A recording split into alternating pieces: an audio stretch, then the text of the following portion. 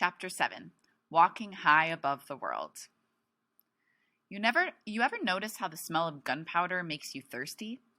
Because after the fireworks, I'm aiming us for where the food carts are parked along the street, thinking about an ice-cold lemonade, how clean it will taste. And for a moment, I almost forget that Freak is riding on my shoulders. Amazing perspective up here, he says. This is what you see all the time? I'm not that big, I say. This way you're like 2 feet taller than me. Cool, he says. I love it. We're working our way through the crowd and we're almost to the food carts when Freak tugs my hair. Cretin at 2 o'clock, he says, real urgent. 2 more at 3 o'clock. I go, huh? What? The Blade and his gang, Freak hisses. They've locked onto us. Their trajectory is converging. Go to the left, he says. Make it quick if you want to live. Too bad I'm a little confused about rights and lefts. If I don't think about it, I know. Or if I don't think about it, I know. But if I have to think about it quick, my mind goes blank. Or if I do have to, that's a typo. If I do think about it, I know. Right, left, what does it all mean? Left, Freak says, and he kicks me with his little foot like he's digging into a horse, and it clicks in my head. Go that way. Follow the feet. Faster, Freak is saying, and he's urging me on.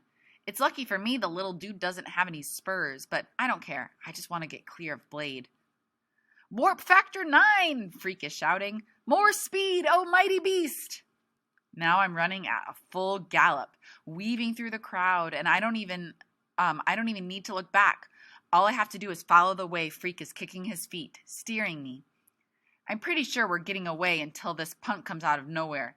He's one of Blade's gang, and he's got this big, ugly grin. Over here, Tony! Got him cornered! What do? I say to Freak. He goes, I'm thinking. I can hear Blade before I can see him.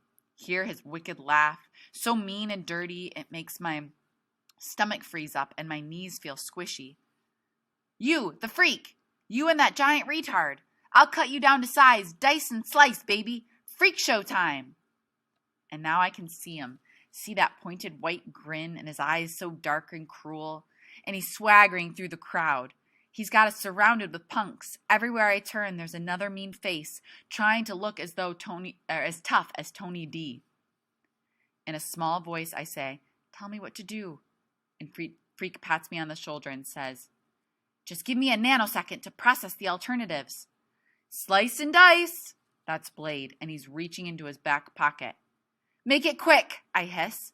And then Freak is kicking my right shoulder, and I turn that way, and he's saying, go, go!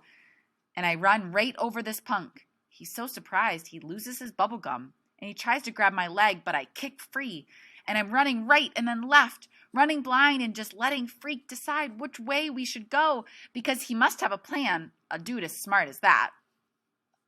Which I'm right about. He does have a plan. Only the plan is to run out into the smelly mill pond and drown us both. Go on, he's shouting from up above my head. Trust me, we'll be okay. Blade is shouting too, and I can hear his feet pitter-pattering behind me, catching up. Warp speed! Freak is shouting, and he's kicking with both feet now, which means go straight. Head for the H2O! Which is water, right? The pond is right ahead of me, and I'm sort of running along the edge, crunching over the bottles and cans and candy wrappers, and then I hear this zingy sound, and I just know that Blade is swinging a knife, cutting the air right behind us, and there's nowhere to go but into the pond, like Freak wants me to. I almost lose it right there, taking that first step, because it's a gunky pond, and the mud is really oozy and deep, and it sucks right up to my knees. But I'm so scared of getting cut by Tony D, so scared he might bite me with those wicked teeth, I just keep going. There's this great ugly sucking sound as my feet come back up out of the mud, and I stretch out as far as my legs will go, and I take another step and just keep going. So you guys have ever walked in like mucky pond muck? It kind of like like suctions you. That's kind of what he's talking about. I'm going so fast that the water is to my chest before Freak gets my attention. He's tugging at my hair with both hands. Whoa, he says, slow up. We did it.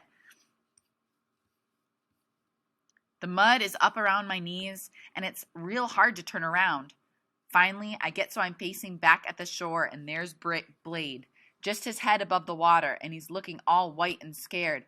Help, he's blubbering, choking on that dirty water, and then his punctures are splashing in to rescue him.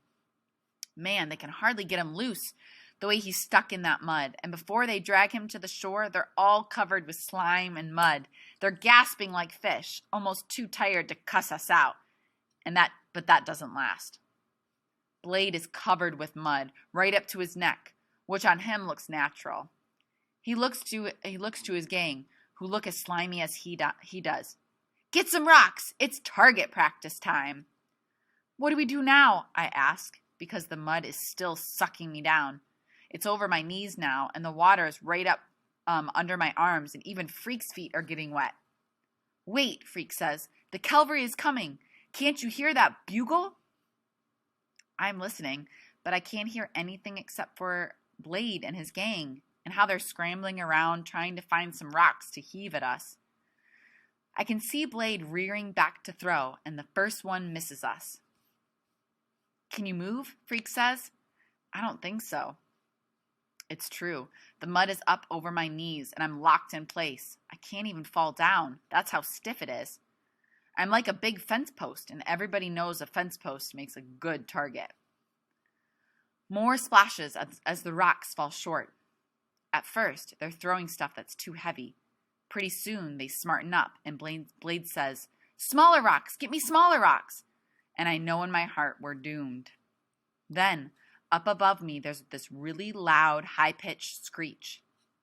Freak has his fingers in his mouth, and he's whistling.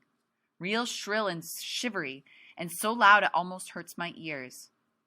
And then I see what Freak has been seeing all along, a cop car cruising real slow along the road around the pond, which is what they always do after the fireworks.